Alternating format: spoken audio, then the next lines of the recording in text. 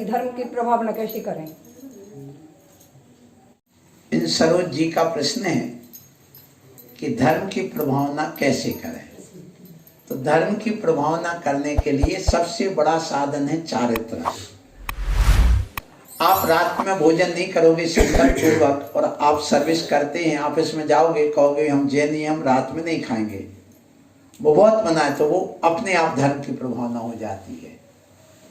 व्यंग कसने वालों की ओर दृष्टि नहीं रखना, कर कसने दो, लेकिन वो बाद में कहेंगे जैनी लोग कितने कट्टर होते हैं अपने चारित्र के प्रति, व्रत के प्रति, कि बहुत मनाया नहीं खाया, इससे प्रभावना होती। और यदि मालूम है कि जैनी लोग रात में नहीं खाते और तुम खाओगे तो उससे आप प्रभावना होगी, कैसा जैनी बताओ रात में खाता है, अजैन भी कहेगा।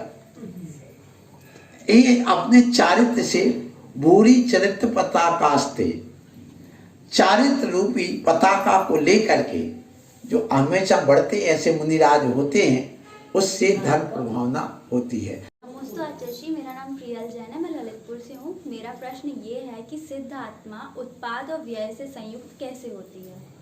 बहुत अच्छा प्रश्न है इस बेटी का कि सिद्धों में उत्पाद व्यय और द्रव्य कैसे घटित होता है। बहुत अच्छा प्रश्न है। देखिए, प्रत्येक द्रव्य में उत्पाद व्यय द्रव्य घटित होता है। सिद्ध वहां पर है, उनकी प्रति क्षण पर्याय में परिवर्तन हो रहा है। उनकी अगुण लघु गुण नाम का एक गुण होता है सिद्धों में। कौन सा गुण? अगुण लघुत्व नाम का गुण होता है 8 गुणों में। उस अगुण लघुत्व गुण के कारण से जितने द्रव्यों में परिणमन हो रहा है, तो ये उनके ज्ञान में, और वो ज्ञान शरीरी है, ज्ञान शरीरी है, और ज्ञान शरीरी होने के नाते उनके अंदर राग द्वेष मोह नहीं है, परंतु जैसा जैसा द्रव्य में परिणमन होता है वो उस ज्ञान के पर्दे में सब झलकता है। और जब झलकता है तो जो पर्याय मिटती तो वो मिट जाती है। जो पर्याय होती है वो एक समय बढ़ती होती, जिसको कहते हैं एक व्यंजन पर्याय, एक अर्थ पर्याय। तो अगुण लघु गुण के कारण से हमेशा उनकी अर्थ पर्याय घटित होती रहती, माने नया नया संवेदन, नई नई चिंतन, नया जो संवेदन उनको 24 घंटे होता रहता है, और उनकी आत्मा स्थिर वहीं रहती है। इसलिए उसका द्रव्य हो गया, और जो नया नया संवेदन करते हैं सुख का, वो क्या हो गया? उनका द्रव्य नहीं, वो व्यय हो गया। नया आया पुराना गया, नया आया पुराना गया, हर क्षण। तो वो हो गया उत्पाद और व्यय। और द्रव्यों की अपेक्षा भी व्यवहार से वो वस्तु उनके ज्ञान में झलक रही है, उस अपेक्षा से जो झलकी नहीं आई तो उत्पाद हो गया, पुनः अगले क्षण वो नष्ट हो गई तो व्यय हो गया। इस प्रकार से उत्पाद व्यय घटित होता है। नमोस्तु आचार्य, मैं अतिशय मोदी ललितपुर से। मेरा प्रश्न यह है कि रथ यात्रा में बैलों को क्यों लगाते हैं? अलग अतिशय का प्रश्न है कि रथ यात्रा होती है तो उसमें बैल क्यों लगाए जाते हैं।